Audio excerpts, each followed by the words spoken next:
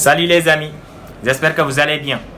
C'est Biran Dié, étudiant à la faculté de médecine, de pharmacie et d'odontologie à l'université Cheikh Anta Diop de Dakar. Dans cette nouvelle vidéo, on va parler des méthodes d'apprentissage. En fait, j'ai reçu plusieurs messages venant des nouveaux bacheliers concernant les méthodes d'apprentissage. Mais c'est normal, parce que beaucoup de choses vont changer. On en avait déjà parlé.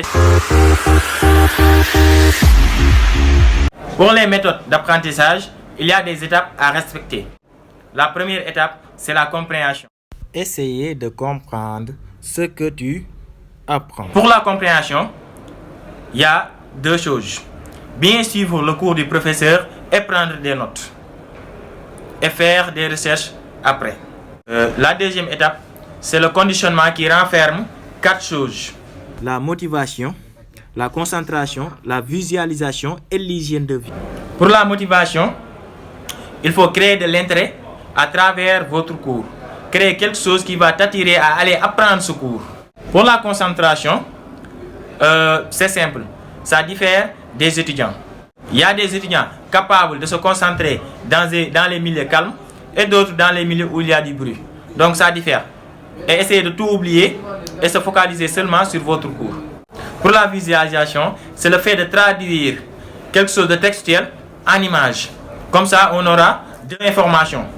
Parce que si on apprend seulement le texte, on a une information. Mais avec l'image, on aura 2 informations. C'est ce qu'on appelle le système du double codage. Ça marche très bien, les amis.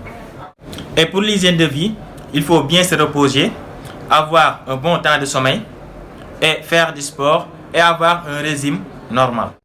Vous savez, concernant les études supérieures, les leçons sont très nombreuses. Donc l'oubli sera très facile. Et c'est normal, c'est le cerveau qui fonctionne comme ça. Voilà, il va essayer de faire sortir les choses qui ne sont pas intéressantes. Donc l'entretien est obligatoire. Voici la courbe qui montre la progression de l'information stockée dans la mémoire en fonction du temps. Donc vous voyez que l'entretien est obligatoire. Concernant l'entretien, il y a une méthode très efficace.